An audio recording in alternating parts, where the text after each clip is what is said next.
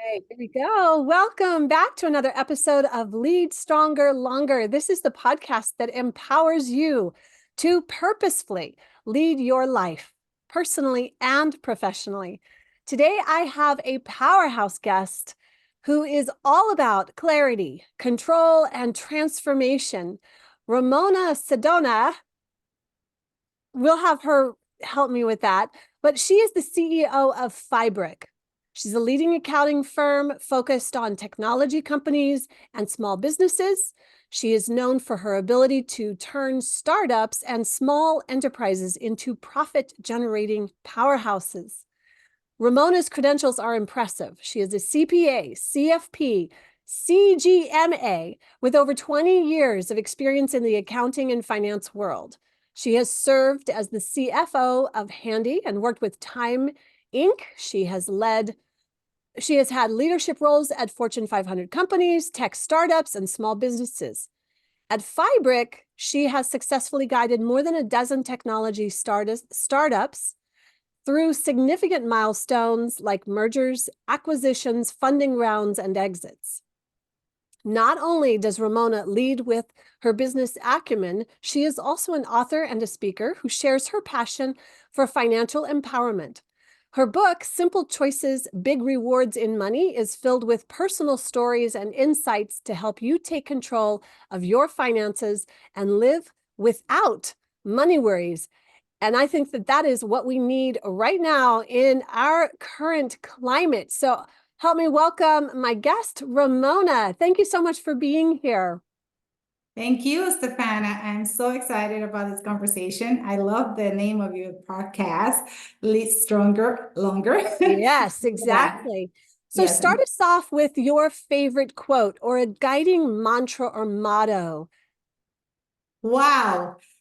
I would say, if I think back as to my childhood years, and something that I always say today is, don't live for tomorrow what you can do today. That would be the first thing I'll say to anyone who is procrastinating. Interesting, especially around finances, because how many times have we wished we had done something, saved for that, bought the crypto, right? All of these. So interesting as we move forward with regards to this quote, I always like asking my guests how you have applied that quote or guiding mantra in your life.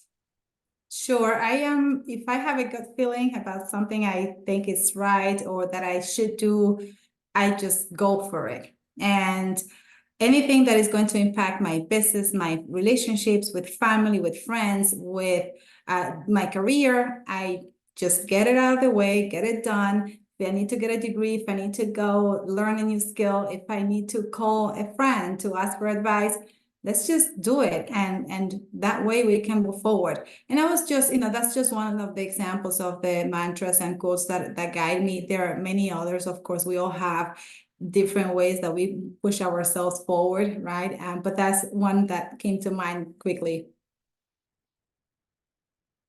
I appreciate that. So in terms of, so you mentioned you'll take on and you'll just learn something if there's something you're interested in, and you'll take that next step. That's probably why you have so many of those letters after your name. But in the financial world, there are requirements. There's a lot required to understand in this ever-evolving climate.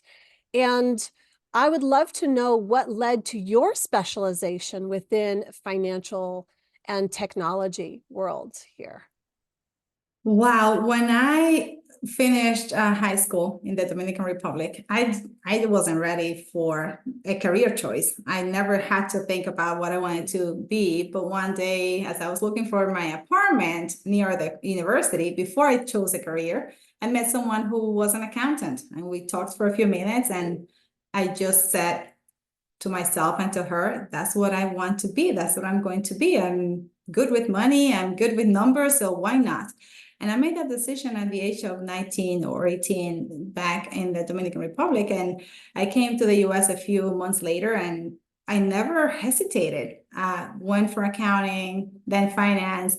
The technology came later when I got my first job in the tech startup world at Handy. And I was just so impressed by what happens behind the scenes to keep everything moving and how everything connects and the amazing things that happen almost like instantaneously because you use technology.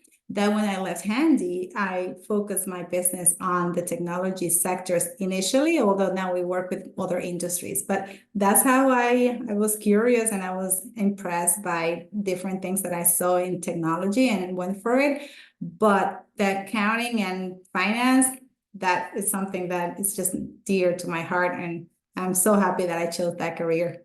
I love that. Okay. So, in terms of sharing like an early mistake, this is where we all learn, right? Something that was like a crucial turning point for you. Do you have one of those stories you can share with us?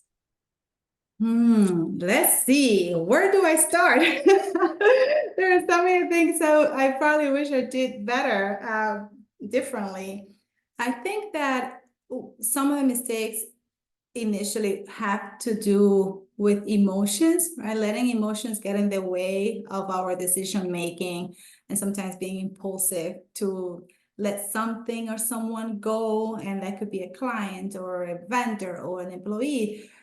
Just because you don't learn that when we first start a business, emotional intelligence and controlling your emotions when it comes to your business is not something that I was ready for. So I made a few mistakes at the beginning of my business because of the way I was handling myself when it comes to being impulsive or letting my emotions take over.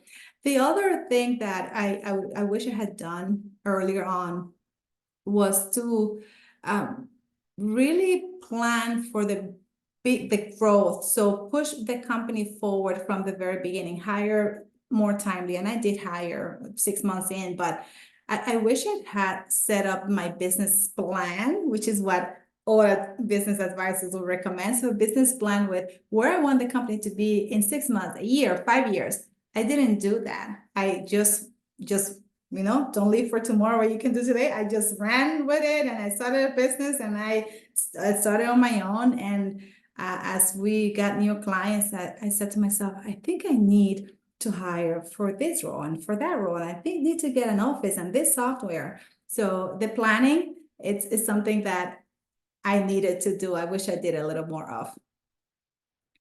I love that. Thank you for sharing that, because that's probably something that if you hindsight, this is where we learn so many good things. And if we can have the moment where we just, oh yes, that would be wise if we took a little more time with our emotions and planned and all of that. So thank you for sharing. And in terms of like, I really like supporting leaders with habits. And I know that for you to be as driven as you are and really out there on the forefront, leading these multiple organizations that are in whatever capacity they are in, different phases, there is a high amount of stress and there's a high level of performance that's expected of you. How do you stay high performing when the stakes are high? I stop and I go for a walk. I am very organized and I have an amazing memory, but I don't rely on my memory. I have checklists, I have calendars, I have a lot of tools that help me, but everything has to have a method to it. I can have my to-dos in my emails, but also on a checklist and also in some notes, right? What if I have an inbox that's full of open items, that it's going to stay there in my inbox. It's not going to go also to another list. So I have a process that I go through to organize my days, my week. But the way I stay high performing from a personal, emotional, and energy, physical point of view, I rest enough. I find time to meditate. I find time to recharge. I am around the right people always. So my emotions take over there because I do want to be around the right people. So except that now I do it more methodical. But I am sure that I'm surrounded by the right people, that I ask for help, that I eat well. Fun has to be the main focus of my everything that I do in my day. So I travel and I have fun with friends. I go out dancing. I love dancing. So that's always something great, good to look forward to. And eat healthy. I go to the gym. It's just all about being well physically and mentally and emotionally. The relationships with family and friends have to be in the right place so that I can then perform well in the business. Yep, that is key. All of that. So yes, and I'm so super excited to hear that from a high performing leader that's actually an advocate for that as a number one. So advice that you would have for leaders, whether they're up and coming leaders or they're looking, maybe they're not that 18, 19-year-old where you met your accountant and moved in that direction. But even today, in today's climate where there's so many navigating very high stress in all areas, right? So what would you share as guiding advice for leaders to lead stronger? Yes, I think that doing, and this everyone would say this, right? But really doing what you like and you enjoy and you love doing is key. I am in this career because I just love accounting, I love finance, I love numbers, I love money. No, it's not a secret to anyone. Always say that. So whether it's for me or to help everyone around me make more of it, save more, be comfortable with it, I don't care that it's me, the next person. I want to make sure that we are comfortably financially well. So I am in this career because I really enjoy it. I also like technology. I also like marketing my business. So if we do what we love doing, and then we know ourselves well from knowing what triggers us, what emotion, how we react in difficult situations, how we feel about serving others, helping others, being helped. We need to know ourselves very well. And then this way lead better, lead our team, lead our customers, lead ourselves as thought leaders, right, in the industry that we service or that we are in. So there is a lot there, but it has taken a lot of years for me to get to this point, right? And I'm trying to convey all of this in one simple sentence. Just be yourself, but be yourself knowing that what you can offer can help the person on the other side. Sorry, say that one more time. Know yourself and what? Be yourself, Well, but be know yourself. that, yes, be yourself, but know that who you are and what you do can help the person on the other side. That basically is, let's not be selfish, but let also stand up for ourselves. Let's do what we love. Let's work with the people that we want to work. Let's have fun. Let's do what makes us happy, but also let's be empathetic and work with the right people and have the right people work for us. That's the best we can do as leaders. Yes, yes, yes, yes. Thank you. I love that. I know I was attracted to you for some reason. It's like, yes, I want to cheer that. This is exactly right. So what's your go-to book? I have 4 books on my table that I I need to love books, read. so share them. Yes, let's hear them. I'm reading all of them at the same time. Getting things done, of course, that aligns with my personality, right? Atomic Habits. And I recently got a book called Who, and that book is about hiring the right team members for the role that you are filling, not just I fall in love with people. I meet someone and I'm like, oh my gosh, she's so great. He's so great. I wish she works for me. And so when I interview, I end up falling in love with the personality and hiring that person. Or I meet a client and they're just amazing and I want to work with them. And a lot of times my emotions take over, right? So it's like I'm just so attracted to something that maybe overlook, makes me overlook something that is critical to my business. So I'm reading this book called Who, and it's amazing. So far, I am applying what I'm learning, but I have read 1 or 2 chapters of each because I just want to learn so much at the same time. I always have multiple books going as well, but do you have the author's name by any chance? Because I will look at that. Sounds like a great No, I don't. And I Okay. have the book near me today and I put it away.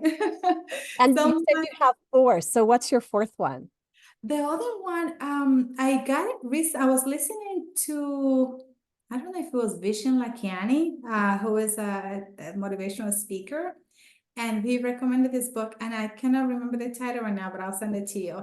And I started reading it, and it's about intention and the mind. So it's more about spirituality. Which I love as well. And say the name of the author. I don't remember now. Oh, okay. No. So it Yes. was from Oh, a, the guy, the person that I mentioned is Vishen Lakiani. He is a motivational speaker. He's the founder of Mind Valley, okay. which is, Oh, yes. yes, yes, yes. That's his Oh, book.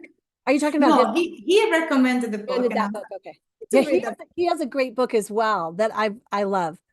But okay, yes, so good. the And I like listening to some of his stuff. He definitely is out there doing some fun things. Okay, good. We're definitely resonating. And so I just want right. to know, what kind of dancing do you love? Latin dancing, Okay. salsa, merengue, but I also like reggae and hip hop. A lot of Awesome. movement.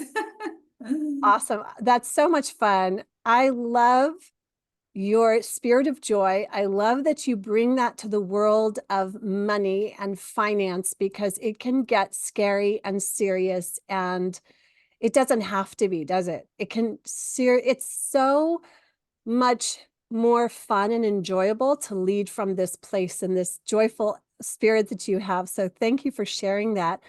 I just have one more question, and that is, what's the best way that you would like folks to reach out to you as we share contact or anything that you would like to say in final words? Sure, I love to connect on LinkedIn, and I look at all my messages there personally, and I get a lot of telemarketing and cold calling there, but I go through the ones that are not and I respond. So LinkedIn is my go-to platform. I love it, but you can also find me on Instagram. On LinkedIn is Ramona Cedeno, and on Instagram is FiBrick, the name of my company. And they can go also, anyone who wants to reach me, they can go to my website, fibrick.com. And there is a consultation form that you can fill out and it will go to me. Fantastic. Thank you so much for your time. I'm excited to share this with the world and who needs to hear this. There's nuggets and also just always sending out, especially to fellow women leaders and to send that out to the world in this way that it can be. We don't have to be so intense. There's sometimes we need to be intense, but we can also show our joyful emotions and bring that as the gift. And I really love what you said when you're just like, I just want to hire everybody. And so I'm going to go after that book, Who, because you're right. It is important to know who is in the right seat at all levels. Right. Yes. And so that's so much insight. Thank you. Thank you. I appreciate you. Have a Thank wonderful you. rest of your weekend. And I will say thank you everyone for watching and listening to Lead Stronger, Longer. We'll see you next week.